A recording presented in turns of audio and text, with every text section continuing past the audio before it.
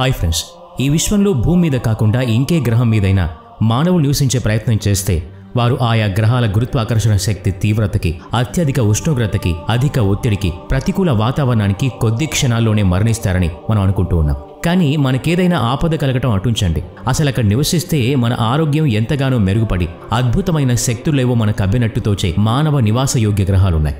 మనుషులు హాయిగా నివసించగలిగే కొన్ని గ్రహాల్ని ఈ మధ్యనే మన శాస్త్రజ్ఞులు కనుగొన్నారు. అవి భూమి కంటే ఎన్నో రెట్లు సుగుణాలు కలిగిన గ్రహాలని వారు చెప్తూ ఉన్నారు. అక్కడ జీవం చాలా తక్కువ సమయంలోనే పుడుతుంది.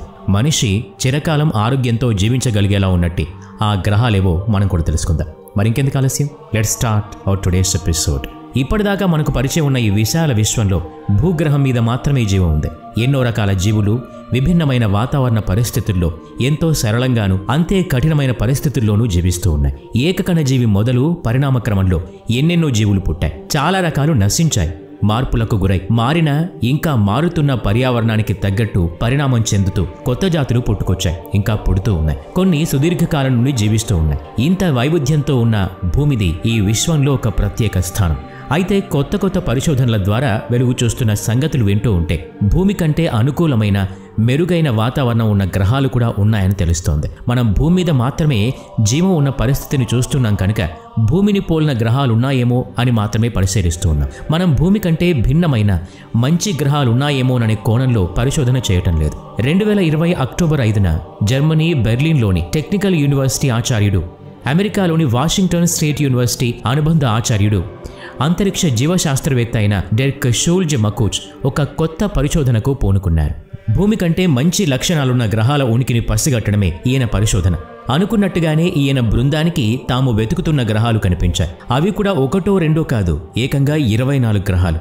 మానవ నివాస యోగ్యమైన 24 గ్రహాల ఉనికిని కనుక్కున్నారు. డెర్క్ షూల్జ్ మకూచ్ బృందం ఈ పరిశోధనకు ఒక భిన్నమైన పద్ధతిని ఎంచుకుంది. కొత్త గ్రహాలకు ఉండాల్సిన అర్హతలంటూ కొన్ని కొలతలు పెట్టుకున్నారు. ఈ అర్హతలు లేనివి నివాసయోగ్యం కానివని నిర్ణయించారు. అలా కనిపించిన గ్రహాల్ని వడబోసుకుంటూ వెళ్లారు. జీవం మనగలగడానికి అవసరమైన పదార్థాలు ఏమిటో తెలుసు కదా. అనువైన ఉష్ణోగ్రత, చక్కని వాతావరణం, నీరు, చాలినంత సమతల ప్రదేశం కలిగిన నేల, ఇవి ఉండాలి. ఇలాంటి లక్షణాలున్న గ్రహాల కోసం బృందంలోని వారు అన్వేషించారు. ఈ ప్రయత్నంలో మొదటి అర్హత గ్రహ నక్షత్ర వయస్సు, అంటే ఆతిథ్య నక్షత్రం లేదా ఆధార నక్షత్రం. ఎక్సో ప్లానెట్స్ని, అంటే సూర్యుని చుట్టూ కాక వేరే నక్షత్రం చుట్టూ తిరిగే గ్రహాల్ని వెతికేటప్పుడు సూర్యుడిలా ఉండే పసుపచ్చని మరుగుజ్జు నక్షత్రాల కోసం చూస్తూ ఉంటారు. అయితే ఈసారి షూల్జ్ మకూచ్ బృందం పసుపు రంగు మరుగుజ్జు నక్షత్రాలతో పాటు నారింజ రంగు మరుగుజ్జు నక్షత్రాల్ని కూడా పరిశీలించింది. అవి చల్లగా, తక్కువ కాంతివంతంగా, తక్కువ ద్రవ్యరాశి కలిగిన నక్షత్రాలు అయి ఉండాలి. ఎందుకంటే వీటికి జీవితకాలం ఎక్కువగా ఉండటం అనే ప్రయోజనం ఉంది. విశ్వంలోని పసుపు రంగు మరుగుజ్జు నక్షత్రాల వయసు 10 బిలియన్ సంవత్సరాలు మాత్రమే. వీటితో పోల్చుకుంటే నారింజ రంగు మరుగుజ్జు నక్షత్రాల వయసు 2 రెట్లు ఎక్కువ, అంటే 20 నుంచి 50 బిలియన్ సంవత్సరాల వరకు జీవిస్తాయి. అనగా ఒకవేళ ఈ నక్షత్రాల తాలూకు గ్రహాలపై జీవం అంటూ ఉండగలిగితే అది భూమితో పోలిస్తే 2-3 రెట్లు ఎక్కువ కాలం మనగలుగుతుంది. ఎంత ఎక్కువ వయసున్న నక్షత్రం అయితే అంత మేలు. ఎక్కువ వయసున్న గ్రహ అంతర్గత ఉష్ణశక్తి సమయం గడిచే కొద్దీ చల్లబడుతుంది. ఇక రెండో అర్హత నీరు. ఇప్పుడు చెప్పుకున్న లక్షణాలున్న నక్షత్ర గ్రహ కూటమి కనిపించాక చెయ్యాల్సిన పని ఆ ఆధార నక్షత్రానికి, ఆ గ్రహానికి మధ్య దూరాన్ని లెక్కగట్టాలి. దాన్ని బట్టి ప్రాణి జీవించగలిగే పరిధిలో గ్రహం ఉన్నది లేనిది తెలుస్తుంది. తద్వారా ఆ గ్రహంపై నీటి లభ్యత గురించిన సమాచారం కనుక్కోవాలి. మూడవ అర్హత గ్రహ పరిమాణం, ద్రవ్యరాశి. ఇవి రెండు జీవి పుట్టుక పరిణామాల మీద ప్రభావం చూపిస్తాయి. గ్రహ పరిమాణం పెరిగే కొద్దీ దానిపై జీవించగలిగే అనువైన స్థల పరిమాణం కూడా ఎక్కువగా ఉంటుంది. అలాగే గ్రహం ద్రవ్యరాశి ఎక్కువగా ఉంటే గురుత్వాకర్షణ ప్రభావము ఎక్కువగా ఉంటుంది. గ్రావిటీ ఎక్కువగా ఉంటే అంతే వాస్తవ స్థిరమైన వాతావరణం కూడా ఉంటుంది. అయితే భూమితో పోలిస్తే ఈ గ్రహం ద్రవ్యరాశి కేవలం 1.5 లేదా 2 రెట్లు ఎక్కువగా ఉండాలన్నది నియమం. అప్పుడే గ్రహం మీద ఉష్ణోగ్రత ఎక్కువ కాలం స్థిరంగా ఉంటుంది. అప్పుడే కేంద్రకంలోని శిలాద్రవాలు యథాస్థితిలో ఉంటాయి. దీన్ని బట్టే గ్రహం చుట్టూ ఉండే అయస్కాంత క్షేత్రం సజీవంగా, చురుగ్గా ఉండి సదరు గ్రహానికి రక్షణగా నిలుస్తుంది. జీవం పుట్టుక, స్థితి జరగాలంటే ఈ వ్యవస్థ అంతా అవసరం. ఇక 4వ అర్హత ఉష్ణోగ్రత. గ్రహం బాగా వేడిగా ఉంటే దానిపై ఒత్తిడి కూడా ఎక్కువగా ఉంటుంది. అత్యధిక ఉష్ణోగ్రతలు జీవనానికి అనుకూలం కావు. కనుకనే సాధారణ ఉష్ణోగ్రతలు, అంటే భూ ఉపరితల ఉష్ణోగ్రత కంటే 5 డిగ్రీలు ఎక్కువ లేదా తక్కువ ఉష్ణోగ్రత ఉన్న గ్రహాల కోసం అన్వేషణ జరిగింది.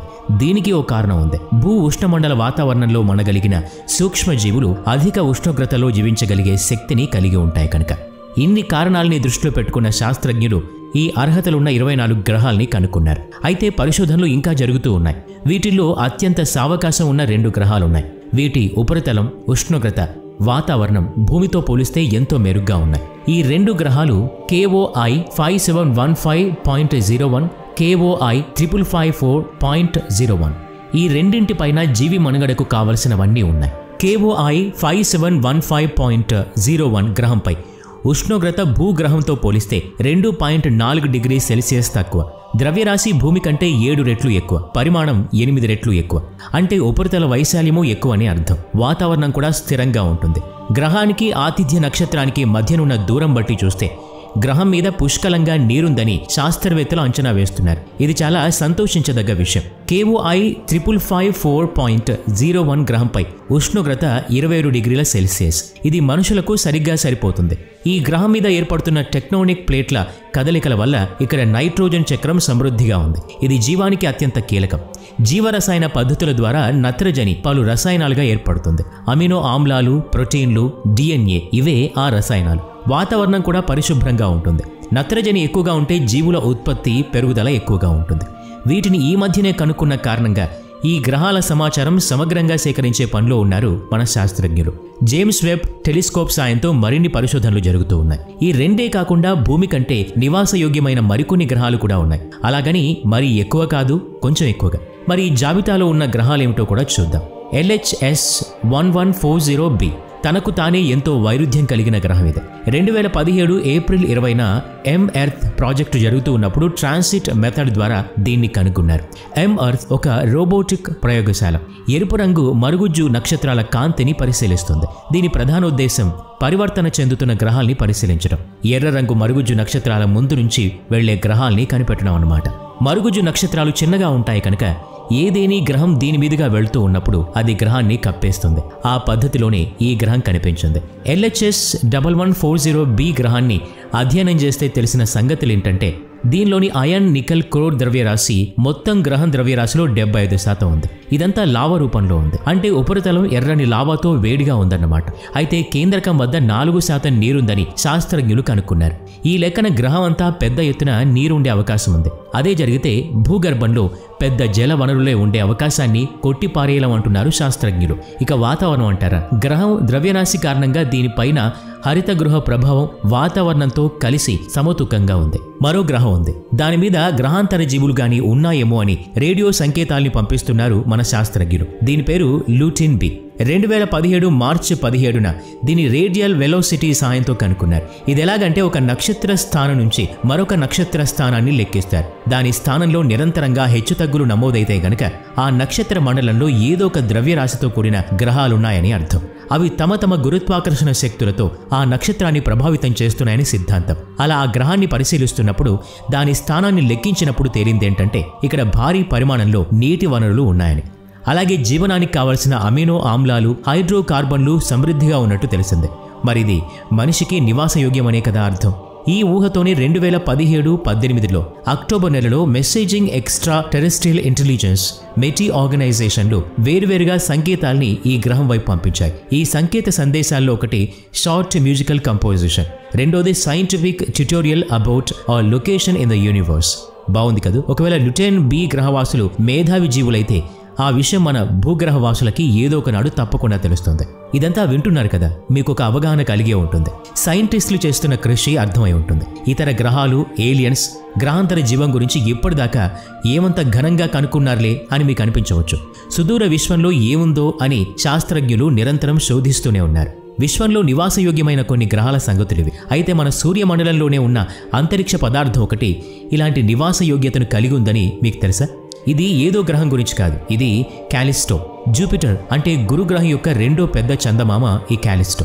ఈ బొమ్మలో తెల్లని ప్రదేశాన్ని చూడండి. ఇది మంచు. మొదట్లో ఈ చందమామ మృతగ్రహంగా 1990లో కాలిస్టో పైనున్న మంచు ఉపరితలం క్రింద లవణాలున్న సముద్రం ఉందని కనుక్కున్నారు.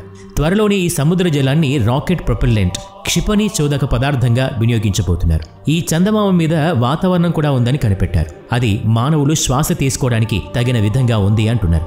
అయితే సమస్య కూడా ఉంది. అది గురుగ్రహం నుండి వెలువడే అత్యధిక రేడియో ధార్మికత.